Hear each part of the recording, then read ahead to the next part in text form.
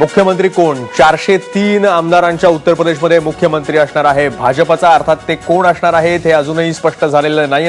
ते नाव गुलदस्त्यात असेल. राजनाथ सिंग असतील की योगी आदित्यनाथ असतील की साक्षी महाराज असतील की वरुण गांधी असतील, अनेक नावं चर्चेमध्ये आहेत. पण भाजप 295 जागांवर आघाडीवर आहे. हे कल बदलण्याची शक्यता फारशी वाटत नाही. जरी हे अंतिम निर्णय नसले तरी सुद्धा मायावतींचं बसपा आणि सपा, अखिलेश यादवांचं आणि सोबतच काँग्रेस यांची पुरती धोबी पछाड त्यांना मिळालेला आहे असं चित्र आहे. वाराणसीमध्ये पंतप्रधान नरेंद्र मोदी इथं 3 दिवस तळ ठोकून होते. तिथलं भाजप मुख्यालयाबाहेर काय चित्र आहे? उमेश कुमावत आमचे प्रतिनिधी, त्यांनी तिथून आढावा घेतलाय. वाराणसीत जश्न सुरू झालेला आहे, जल्लोष सुरू झालेला आहे. तुम्ही बघू शकता की जसं जसं भारतीय जनता पार्टीला जे आहे बहुमत मिळालेलं आहे तसं तुम्ही इथे बघाल की वाराणसीत जश्न आहे. इथल्या सगळ्या जागांवर लक्ष होतं सर्वांचं की काय होतं, कारण पंतप्रधान इथे 3 दिवस होते, ठाण मांडून होते. क्या कहना है? मोदी जी का विजन सफलतापूर्वक हम लोग को प्राप्त हुआ है. हम लोग बढ़ करके ये मोदी जी के लिए काम किए. हम लोग विकास की ओर बढ़ेंगे. मोदी जी के आने से मोदी जी का बहुत बड़ा हाथ है यूपी को संवारने में. यहाँ तक देश में मोदी, प्रदेश में आज योगी. यूपी के अंदर गठबंधन सरकार खत्म हो गई. अब विकास का जो नारा है वो बुलंद होगा. सर्वभाव सभी समान रूप से हम लोग आगे बढ़ेंगे और सभी को साथ लेकर के सरकार बनाएंगे. और सारी पार्टियों का सुपारा साफ हो गया. मोदी सुनामी है, मोदी सुनामी. मोदी सुनामी चल रही है. मोदी की सुनामी, केवल और केवल मोदी की सुनामी चल रही है. आने वाले समय में भी सारा हिंदुस्तान मोदीमय हो जाएगा. मोदी ही मोदी रहेगा. ये सुनामी है, इनका कहना है ये मोदी की सुनामी है. अब देखिए लोग कितने जल्लोष में है आणि तुम्ही बघू शकता किती जल्लोष आहे लोकांमध्ये. याच्यावरनं कळतं की इथे 3 दिवस ठाण मांडून होते वाराणसीत पंतप्रधान नरेंद्र मोदी. आणि आता इथे हे होतं वाराणसीचं चित्र. उमेश कुमावत तिथे होते. आणि अखेरीस उत्तर प्रदेशनं सन ऑफ साईल भूमिपुत्राला मतदान केलेलं नाहीये अखिलेश किंवा मायावतींना, तर त्यांनी दत्तक पुत्राला मतदान केलेलं आहे नरेंद्र मोदींना. आणि 295 जागा नरेंद्र मोदींच्या भाजपच्या पदरामध्ये टाकलेल्या आहेत. त्याविषयी आपण बोलणार आहोत, पण तुर्तास जाऊयात गोव्यामध्ये, कारण गोव्याची खूप इंटरेस्टिंग टॅली आहे. काँग्रेस 11 पर्यंत पोहोचलंय. भाजप हळूहळू कासव गतीने त्यांच्यापर्यंत पोहोचतंय. 7 जागा भाजपकडे आल्यात. आप अजिबात खातं उघडू शकलेलं नाहीये. आणि वेलिंगकरांच्या पक्षाच्या खात्यामध्ये 2 जागा गेलेल्या आहेत. शिवसेना त्यांच्या सोबत आहे, हे आपल्याला विसरायला नको. आणखी 5 जण अपक्ष आहेत. राजू नायक लोकमतचे संपादक गोव्याहून आपल्या सोबत आहेत. नायक सर, स्वागत आहे तुमचं एबीपी माझ्या विश्लेषणामध्ये. आपण एकमेव पत्रकार होतात की ज्यांनी काँग्रेसला गोव्यामध्ये आघाडी मिळेल असं अगोदर भाकीत केलं होतं. आपलं भाकीत खरं ठरताना दिसतंय. अगदी खरं, कारण आता जे ट्रेंड येत आहेत ते काँग्रेसच्या बालेकिल्ल्यांमधून येत आहेत. परंतु अनेक अशी जागा आता शिल्लक आहेत जे काँग्रेसला सहज मिळू शकतात. विशेषतः 66 हा कॅथलिक डॉमिनेटेड, कॅथलिक प्राबल्याचा तालुका आहे. तिथं तर बहुतेक म्हणजे बहुसंख्य मला वाटतं तिथे एकही जागा भाजपला मिळणार नाहीये. दुसरं नॉर्थ गोवा, जिकडे हिंदू प्राबल्य आहे आणि जे म्हणत होते की आम्ही वेगवेगळ्या स्कीम्स महिलांसाठी राबवल्या, मोठ्या प्रमाणावरती कोट्यावधी रुपये तिथे उधळण्यात आले महिलांना आणि इतर लोकप्रिय लोकानुरंजक अशा योजनांवरती तिथंही. आणि त्यांचा दावा होता की महिला भाजपला मतदान करतील. तिथं तसं दिसत नाहीये, कारण ज्या पद्धतीची फाईट आम्ही काही मतदारसंघात बघतो, विशेषतः शिवोले जिथे अत्यंत दयानंद मांद्रेकर हा प्रबळ मंत्री कॉन्टेस्ट करतोय, तो पण अगदी काठावर चाललाय. आणि तिथं पण काँग्रेसचा एक मित्रपक्ष पूर्वीचा गोवा फॉरवर्ड तो आता जवळजवळ काठोकाठ चाललेला आहे. आणि हे सगळं जर ट्रेंड पाहिला तर वाटतं की काँग्रेस, जसं मी सतत सांगत आलेलो आहे, काँग्रेस हा सर्वात मोठा पक्ष बनवून सरकारवर येईल. त्याच्या पाठोपाठ बीजेपी असेल. पण बीजेपी किती पुढे जाऊ शकेल? आजचा ट्रेंड पाहिला तर असं वाटतं की बीजेपी 12च्या पुढे जाऊ शकणार नाही आणि काँग्रेस 18 किंवा 19 असा हा ट्रेंड राहील. आणि त्यानंतर महाराष्ट्रमध्ये गोमंतक पक्षाचं पण खूपच असं लॉस होताना दिसतंय, कारण त्यांचा जो मंत्री होता भाजप मंत्रिमंडळात, म्हणजे मगोचे जे प्रमुख आहेत सुधीन ढवळीकर यांचा भाऊ दीपक ढवळीकर, त्यांचा पराभव झालेला आहे एका चांगल्या हिंदू प्राबल्याच्या मतदारसंघात. आणि तिथे एक अपक्ष गावडे नाव, त्यांना भाजपनं सपोर्ट दिला होता, पण भाजपचा सपोर्ट आला, ते स्वतः लोकप्रिय होते. आणि महाराष्ट्रवादी गोमंतक पक्षाचा एक महत्वपूर्ण असा मोहरा गळाला. हा एक मोठा धक्का महाराष्ट्रवादी गोमंतक पक्षाला, कारण भाजपपासून फारकत घेतल्यानंतर मुख्यमंत्री बनण्यासाठी सुनील ढवळकर यांनी जोरदार व्यूहरचना चालवली होती, त्यांना हा धक्का आहे. आणि बाकीचं जर पाहिलं तर आम्ही ज्या पद्धतीनं हे सगळं वर्तवलं होतं, म्हणजे इरिस्पेक्टिव्ह ऑफ एक्झिट पोल्स, त्या पद्धतीनंच मतदान, त्या पद्धतीनंच उमेदवार विजयी होताना आम्हाला दिसत आहे. दिसेल बहुतांश ठिकाणी तिथल्या स्थानिक पत्रकारांचे ज्या वेळेस भाकीत चुकताना दिसत आहेत तिथं आपलं मात्र भाकीत बरोबर आहे म्हणावं लागेल. पण नायक सर, लक्ष्मीकांत पार्सेकर गोव्याचे मुख्यमंत्री, पर्रीकर दिल्लीला गेल्यानंतर ज्यांच्याकडे विश्वासानं गोव्याची पूर्ण जबाबदारी दिली होती ते पडणं हे कितपत महत्वाचं आहे? हा भाजप विरुद्ध असलेला गोवेकरांचा राग याचं प्रतीक मानायचं? तसं मानता येणार नाही. काय आहे मी तुम्हाला सांगतो, वेगवेगळे गोव्यामध्ये काय असतं, प्रत्येक मतदारसंघात वेगवेगळ्या बारकावे असतात. आणि इनफॅक्ट मी तुम्हाला सांगेन, मनोहर पर्रीकर दिल्लीला गेल्यानंतर भाजपला एक चांगला चेहरा देणं, एक काय म्हणतात त्याला, एक मवाळ आणि सुव्यवस्थित चेहरा देण्याचं काम लक्ष्मीकांत पार्सेकरांनी केलं. लक्ष्मीकांत पार्सेकर हे सगळ्या लोकांना बरोबर घेऊन चालले होते. परंतु पर्रीकरांचं कसं असतं, पर्रीकर हे राजकारण सकाळी उठल्यापासून राजकारण करून झोपतानाही राजकारण घेऊन झोपणारे असे नेते आहेत, एक विराळा नेते आहेत. त्यांना वेगवेगळ्या कारस्थानं, वेगवेगळी राजकीय षडयंत्र वगैरे करत जगतात. पण दिल्लीत राहून गोव्याचं राजकारण पण करत राहिल्याचा तोटा झाला का त्यांना? नाही, तोटा ते आहे. म्हणजे चांगलं राजकारण लक्ष्मण पार्सेकरांनी केलं, त्याचा तोटा झाला. एकच त्यांच्या मतदारसंघात मी स्वतः गेलो होतो आणि त्यांच्या मतदारसंघात मी स्वतः पाहिलं ते असं की प्रत्येक जण नोकऱ्या मागत होतं. काय झालं की मुख्यमंत्री असल्यास त्याने एक तोटा झाला. मुख्यमंत्री असल्याचा तोटा म्हणजे ते मतदारसंघात कमी वेळा गेले, एक. आणि नंबर 2, प्रत्येक घरामध्ये त्यांना सांगण्यात आलं की आम्हाला नोकरी पाहिजे, सरकारी नोकरी. गोव्यामध्ये तो वाईट ट्रेंड आहे, दर 5 कुटुंबांमागं एकाला सरकारी नोकरी. आणि आता सगळे कुटुंब मागतात की आम्हाला सरकारी नोकरी. सरकारी नोकरी हा सध्या प्रशासनावर एक भार झालेला आहे आणि सरकारी नोकरी हा करदात्यांवरचा, मोठा करदात्यांवरती burden ठरतोय. त्यामुळे ज्यादा नोकऱ्या देणं सुद्धा वाईटच आहे. आणि त्याच कलानं लक्ष्मण पार्सेकर चालले होते आणि त्याचा त्यांना तोटा झाला असं मानता. नायक सर, ज्यावेळेस वेलिंगकरांचं बंडाळी झाली होती त्यावेळेस तुम्ही म्हटलं होतात की ह्याचा काही फारसा काही परिणाम होणार नाही, ना भाजपवर होईल ना वेलिंगकरांच्या त्या मंचाला स्वतःला काही फायदा होईल. पण त्यांना थोडा फायदा होताना दिसतो आहे आणि त्यांना जी मतं मिळाली त्याच्यामुळे भाजपच्या सीटा पडल्या. नाही, असं म्हणता येणार नाही. मी आधीपासून एक म्हणत आलेलो आहे की वेलिंगकरांचं बंड याच्यामध्ये राजकीय असूया, राजकीय एक काय म्हणतात तेढ असं स्वरूप होतं. त्याला तात्विक बाजू खूपच कमी होती. आणि ते अशा पार्टी बरोबर गेले, महाराष्ट्रामध्ये गोमंतक पक्ष, ज्यांना तत्वांचं किंवा नीतिमूल्यांचं काही पडून गेलेलं नाही. त्यामुळे जनमानसामध्ये त्यांच्याबद्दल एक संभ्रम होता. परंतु एक गोष्ट झाली होती की संपूर्ण RSS केडर घेऊन ते बंड करून निघाले होते. दुसऱ्या बाजूला एक गोष्ट मागच्या 10-12 वर्षात संपूर्ण देशभर आपण पाहतो, भाजपनं आपली इरिस्पेक्टिव्ह RSS, भाजपनं आपली व्यवस्थित बांधणी केलेली आहे. भाजपनं स्वतःचं कॅडर निर्माण केलेलं आहे, पक्षाबद्दल एक स्वतःचा विश्वास निर्माण केला. त्यामुळे त्यांनी वेलिंगकर फुटून गेले आणि संपूर्ण RSS त्यांच्यावर गेला तरी फारसा धसका घेतला नव्हता. त्याचं मला वाटतं त्यांना हे झालं. आणि जो आता ट्रेंड दाखवत आहेत ना, गोवा सुरक्षा मंच 2, मला याच्याबद्दल खूप डाऊट आहे ते जिंकतील का.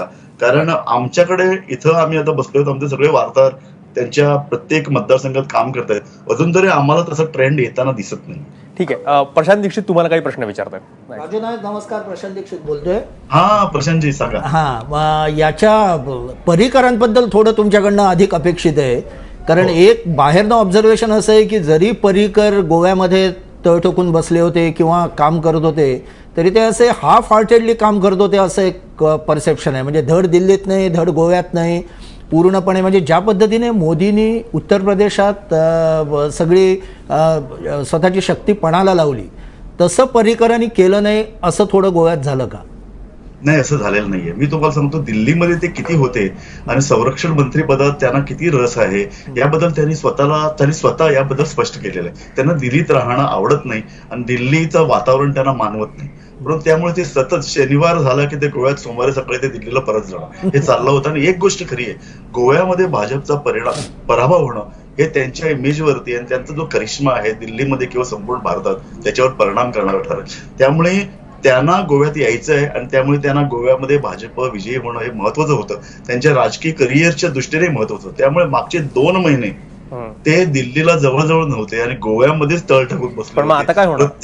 आणि दुसरं, त्यांनी मोदींपेक्षा पर्रिकरांची इमेज गोव्यामध्ये चालवण्याचा प्रयत्न केला. भारतीय जनता पक्षानं आपले त्यांचे पक्षाध्यक्ष असू देत किंवा स्वतः मोदी असू, त्यांनी म्हटलं की गोव्यामध्ये आम्ही एक नेता दिल्लीहून पाठवायचा विचार करतो. एवढ्यासाठी त्यांना असं वाटलं होतं की पर्रिकरांची इमेज भारतीय जनता पक्षाचा जो घसरता आलेख आहे त्याला काही प्रमाणात रोख लावेल, परंतु तसं घडलेलं नाहीये. आणि मला वाटतं लॉंग रन मध्ये पर्रिकरांचा लॉस आहे आणि लॉस आहे. पण तो पर्रिकर हे असे माणूस आहेत की हाताची घडी घालून घरी बसणाऱ्यांपैकी नाही आहेत. मी सतत असं म्हणत आलो की काँग्रेस जर 16 लार्जेस्ट पार्टी बनले आणि बीजेपी त्याच्या पाठोपाठ जर 13-14 झाले तरी सुद्धा या निवडणुकीनंतर भाजप सरकार स्थापन करण्याचा आटोकाट प्रयत्न करेल. एवढं कारण एवढ्यासाठी की काँग्रेस जरी सर्वात मोठा पक्ष बनत असला तरी अनेक मित्र पक्षांना त्यांनी दुखावलेलं आहे. अनेक आता गोवा फॉरवर्ड सारखं एक नॅचरल त्यांचं ॲलाय त्यांच्याबरोबर होतं. ते स्वतः येऊन पाहत होते. दिग्विजय सिंग यांना हा पक्ष पसंत होता. दिग्विजय सिंगांना वाटत होतं की या सगळे जे काही मित्र पक्ष आहेत त्यांना बरोबर घेऊन जावं. पण त्यांचा जो प्रदेशाध्यक्ष आहे लुईसिन फालेरो त्यांनी अत्यंत कुटील डाव रचले. त्यांना स्वतःला मुख्यमंत्री व्हायचं होतं आणि काँग्रेसमध्ये बहुतेक देशामध्ये हेच असंच घडतंय. पक्ष जेव्हा सत्तेवर येऊ पाहतो ते त्यांचेच नेते असतात, आपापसात भांडत असतात. त्यांना स्वतः पक्ष सत्तेवर येण्यापेक्षा स्वतःला मुख्यमंत्री व्हायचं असं तसंच गोव्यात झालेलं आहे. त्यामुळे मला वाटतं 14 जरी जागा भाजपच्या आल्या, 2-3 जर जागा कमी मिळाल्या तरी सुद्धा भाजप गोव्यामध्ये सरकार स्थापन करण्यास त्याला चांगली संधी असेल. कारण काँग्रेसचा म्हणजे आपण म्हणतोय तशी गोव्याची लढत जी आहे, मॅच आहे ती अजून संपलेली नाहीये. भाजप फार काही आकडे बघशील तर ते अशक्य वाटत नाही. बिलकुल अशक्य नाही. 7 आणि 11 आणि थोडं अजून आणि जवळपास आपल्याला अजून 5 नाही 15 अशा जागा आहेत की जिचे निकाल अजून आपल्याला कळायचे, ट्रेंड्स कळायचे. त्यामुळे बरंच मार्जिन आहे आणि शेवटच्या टप्प्यात काय होईल सांगता येत नाही. पण उत्तर प्रदेशमध्ये जाऊयात आणि तिथून नवनवीन फॅक्ट्स, चक्रावणाऱ्या फॅक्ट्स येतात आहेत. ज्या प्रकारे मतदान केलं आहे उत्तर प्रदेशातनं, योगी आदित्यनाथ जे स्वतःला मुख्यमंत्रीपदाचे दावेदार मानतात, गोरखपूरमधनं ते खासदार आहेत, त्यांच्या गोरखपूरमध्ये 9 पैकी 9 जागा या भाजपच्या आलेल्या आहेत. आणि त्याचबरोबर पंतप्रधान मोदींचं वाराणसी जो गड आहे 3 दिवस तळ ठोकून तिथं बसले होते, तिथली आकडेवारी येते 7 पैकी 7 जागा पूर्णपणे भाजपच्या पारड्यात दिलेल्या आहेत. उत्तर प्रदेशातनं काहीही हातचं न राखता पूर्णपणे मतदान केलेलं आहे ते भाजपच्या पदरात केलेलं आहे. आता फक्त बघायचं की योगी आदित्यनाथ या 9 पैकी 9 जागा निवडून आणल्यावर त्या मी आणल्यात असं म्हणतात की मोदींमुळे निवडून आणल्या असं म्हणतात. आणि जर मी आणले असं त्यांनी म्हटलं तर मुख्यमंत्री पदासाठी त्यांची दावेदारी किती प्रबळ होते, हाच प्रश्न आता पुढे दिवसभर चर्चेला जाणार आहे की मुख्यमंत्री पदाचा युपीचा दावेदार कोण. एक छोटासा ब्रेक घेऊयात. पण ब्रेकवर जाण्यापूर्वी आपण प्रेम शुक्लांकडे जाऊयात.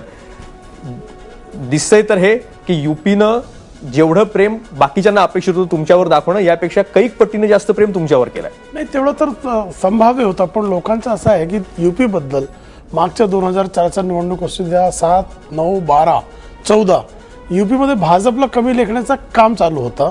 2009ला सुद्धा आम्ही बोलत होतो आम्हाला 60 पेक्षा जास्त भेटणार. कुठलाही पत्रकार कुठली एजन्सी 45वर मानत नव्हती. आता काल सुद्धा आम्ही तुमच्या स्टुडिओमध्ये बसून आम्हाला कमीत कमी 200 सोडा तरीही लोक मान्य करायला तयार नव्हते. पण या सगळ्यांनी त्याचं कारण असं आहे तुम्हाला केवढ्या जागा दिल्या होत्या, त्याचं कारण असं आहे ना की ती लाट वेगळी होती, ही लाट वेगळी आहे आणि सगळ्यांना मान्य करावं लागेल. सगळ्यांना माहिती आहे की नरेंद्र मोदीजी हे काही उत्तर प्रदेशचे मुख्यमंत्री होणार नाही.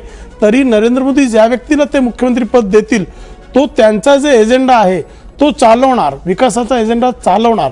म्हणून उत्तर प्रदेशने त्यांच्यावर विश्वास टाकलाय. आणि जे सांगत होते काम बोलताय ते कुठं कामच नव्हता ना.